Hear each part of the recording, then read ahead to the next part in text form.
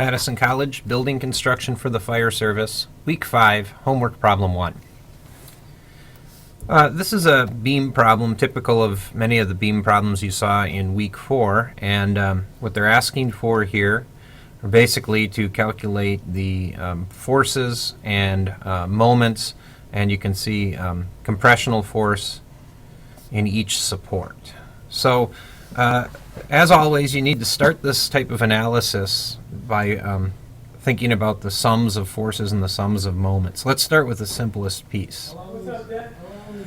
Sum of the forces in the x direction. So I look all through this diagram. I don't see any vectors acting left or right, so there are no x or y forces, and so the sum of forces in the x direction is 0.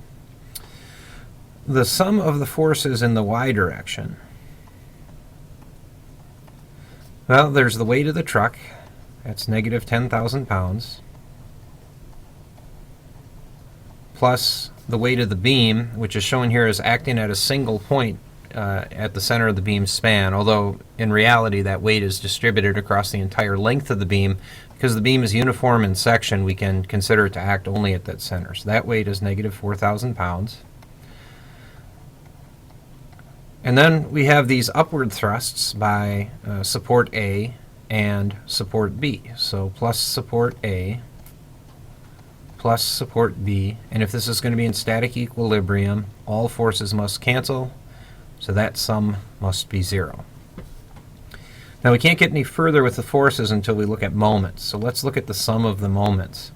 And this is a case where you have to pick a point to work from in the structure. You could pick point A, support A, or point B. And I think just for the sake of doing this opposite the way I solved the last one, I will pick point B here as our pivot. So I'm going to calculate the sum of the moments about point B. Well, there's this 4,000 pound downward force at a distance of 20 feet. And remember, this is 20 feet to the left of B. So it would be negative 20 times negative 4,000, which we would consider a positive moment. That is to say, the two negatives multiply to a positive, and this 4,000 pound force is going to tend to produce a counterclockwise rotation, which in the Cartesian plane is considered a positive rotation. So negative 20 times negative 4,000, well, that's just positive 80,000. And again, the unit is foot-pounds, plus the moment generated by the truck. Well, the truck is 30 feet from pivot B and has a weight of 10,000 pounds. So again, it's negative 30 times negative 10,000, which is positive 300,000 foot-pounds.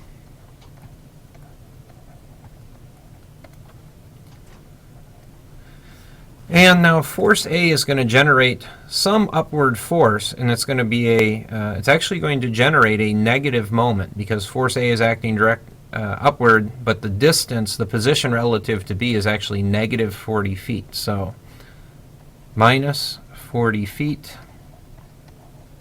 times force A. And again, what do all the moments have to sum to? They have to sum to 0.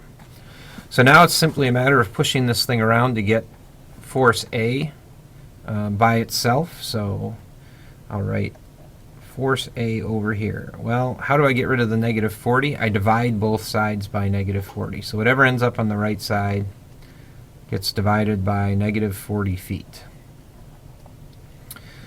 Well, these two numbers, that's 380,000 if I add them together, but now I need to move them over to the other side of the equal sign, which means I need to subtract 380,000 from both sides. So I'll get negative 380,000 on the right side. So you'll notice that we end up with a negative divided by a negative, which is desirable because force A is a positive force in the Cartesian sense. It's pushing upwards. So now we just simply crunch the numbers.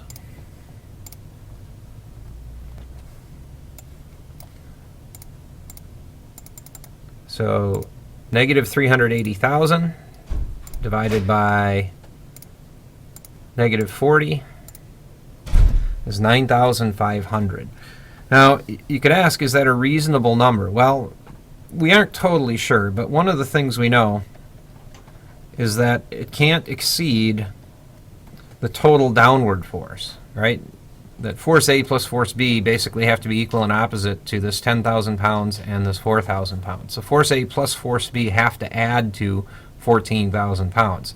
So if you ran this calculation and you got 20,000 pounds or something like that, you'd know that this was a bogus number. But in this case, this appears to be rational. Now, force B, there are a couple of ways you could calculate force B.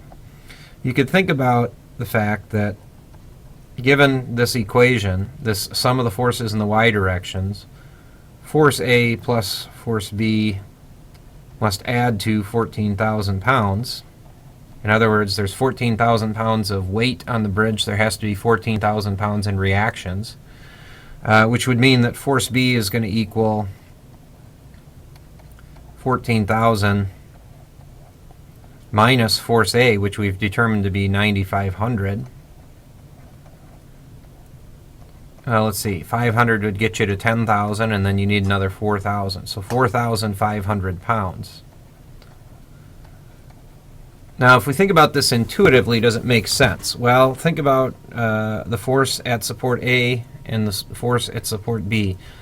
If there was no truck on the bridge, then that 4,000 pound load would be split evenly, and we'd expect to see the 2,000 pounds of the beam's weight on force A and 2,000 pounds of the beam's weight on force B. So that tells us that at the very least, neither of these can be less than 2,000, and neither one is. The other thing is, if we think about the truck's position, the truck's weight, how is it going to be divided between the two supports? Well, turns out that most of its weight is going to end up on force A because it's closer to force A. In fact, we could look at this entire length and we could say that that 3/4 of the truck's weight is going to be transmitted to support A, and 1/4 is going to be transmitted to support B. And all I've done here is I've looked at the relative distances, right? That if I think about the entire length of the beam, 3/4 of the length of the beam is on this side and 1/4 is on this side. So this is a general relationship that holds that essentially 1 minus the fraction of the beam between the weight and the support of interest equals the amount of weight. And if we think about 3/4 of the truck's weight is 7,500 pounds, plus 2,000 pounds of the beam's weight would give you 9,500 pounds on force A. 1/4 of the truck's weight is 2,500 pounds, plus 2,000 pounds of beam weight would give you 4,500 pounds on support B. Those are good indications that probably we've done the problem accurately. Of course, the other alternative would be to do the same process we did for force A for force B, which would mean looking at sum of moments. So actually, let's look at the sum of moments about point A.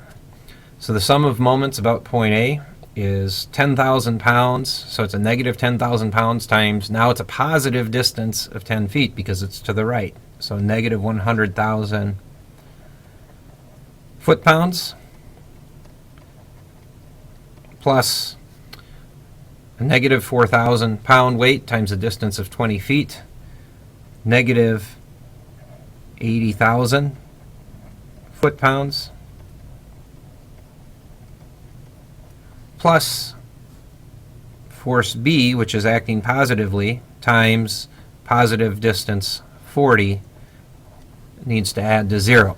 So again, the process, we get force B by itself by dividing both sides of the formula by 40, and we now add these two together. That's negative 180,000. How do we get rid of it on the left side? Well, we add 180,000 to both sides, so we end up with 180,000 foot-pounds over 40 feet.